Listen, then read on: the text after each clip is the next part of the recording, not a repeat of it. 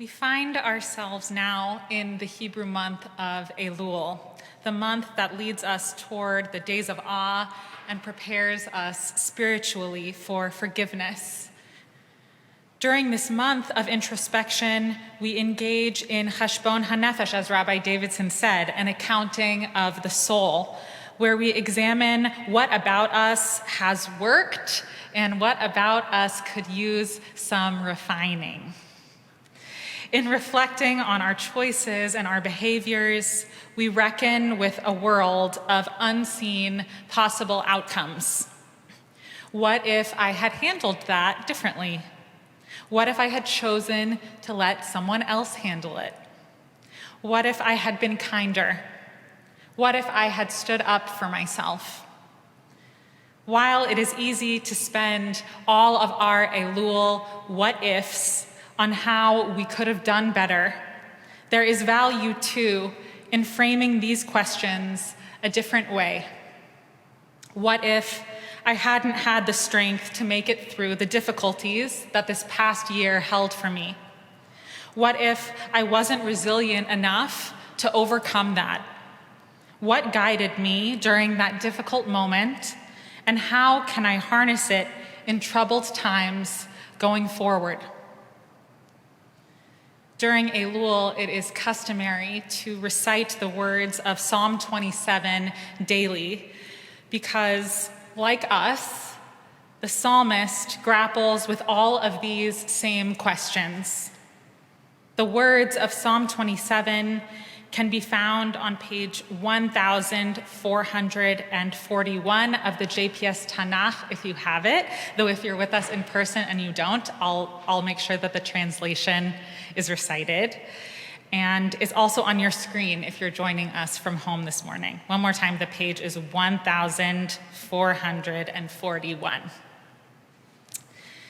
In the first three verses, filled with self-assuredness, the psalmist proclaims complete confidence in God. The verses read, "God is my light and my help. Whom should I fear? God is the stronghold of my life. Who should I dread? When evil assails me to devour my flesh, it is my foes and my enemies who stumble and fall. Should an army besiege me, my heart would have no fear. Should war beset me, still I would be confident." Basically, even if the worst were to happen, I am completely and totally confident that I would be protected, I'm not scared, and everything's fine. This sort of repetition is a way to convince themselves that everything is okay. So this is not a genuine expression of confidence, but rather a coping mechanism and a stress-relieving mantra to remind themselves that there is an assurance, there's an element of control, and that they will ultimately be protected from difficulty. We know too well that God doesn't intervene in this way or show up in our lives to stop difficult things from happening to us. The psalmist here is asking, am I strong enough? If something scary happens, or if I misstep, will I be able to course correct? As we all reflect on what we might have done differently this year, this mask of assuredness comes down. All of us engage in the investigation of the self, striking the balance between examining ourselves alone as individuals and knowing that those around us are also doing the same. The following setting of Psalm 27, verse 1 by Cantor Mann encapsulates both the individuality and communal nature of the High Holy Days and our preparation for them. While we may sometimes feel as if we are singing alone, we are not.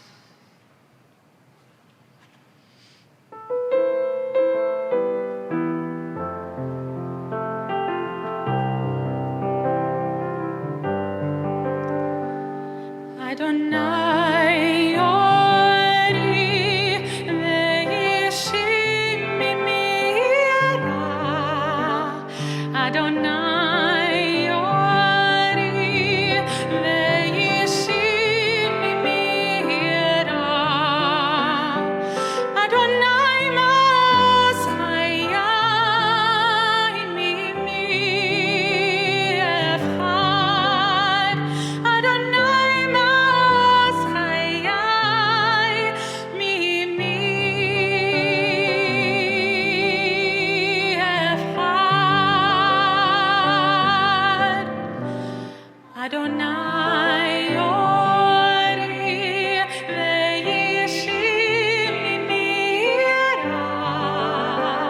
Adonai Ori ve'yishim mimira. Adonai Mos Hayai mimi echad. Adonai Mos Hayai mimi echad. You are my light, my help, my strength. You are the one I embrace. My light, my help, my strength. Whom should I fear? Adonai Mos Hayai mimi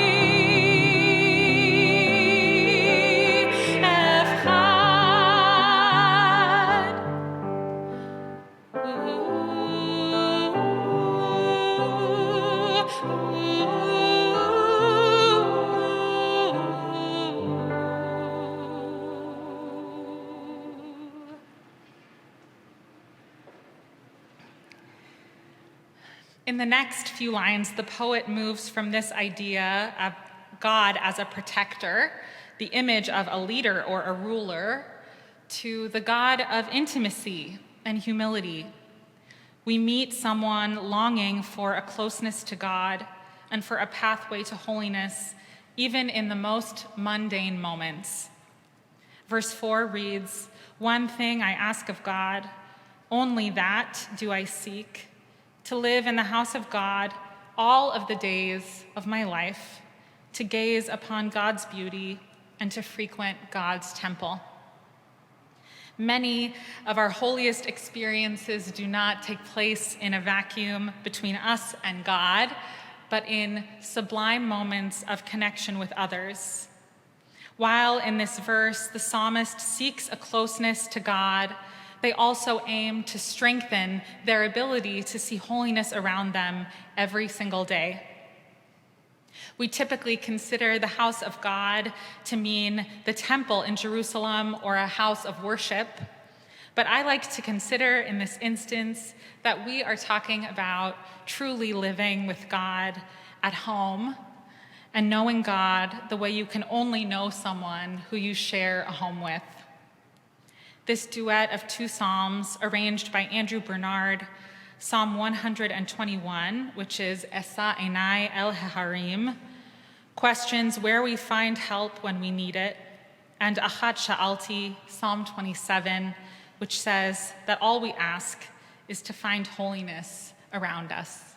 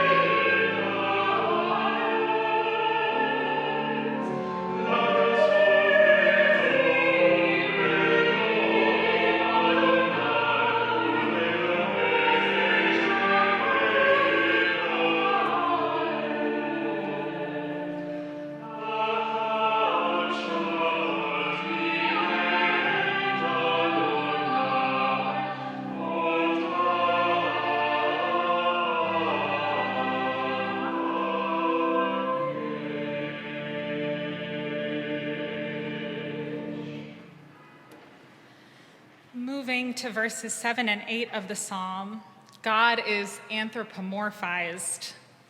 We ask that God can hear our voice and answer us. We tell God that we seek God's face. While in this moment we say, Shema Adonai koli ekra, hear my voice, God, when I cry out, we know that in just a few short weeks, we pray the liturgy of Shema Kolenu, hear our collective voice. In these two parallel moments, there's total vulnerability in relationships with others, and so too in our relationship with God. We often ask, are you even listening? Do you hear me? This setting by Alana Arian articulates a yearning to truly be heard and be seen.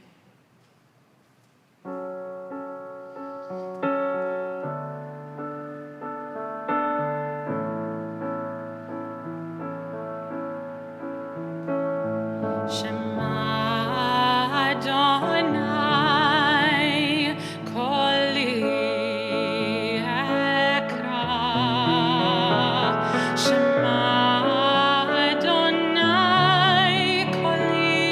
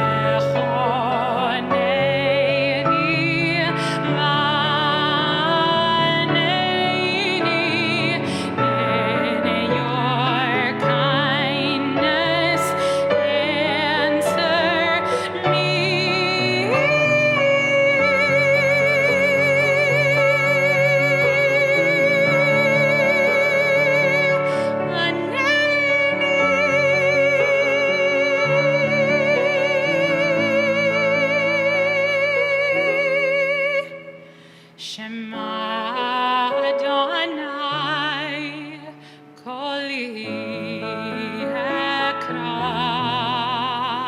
Shema Adonai koli ekra.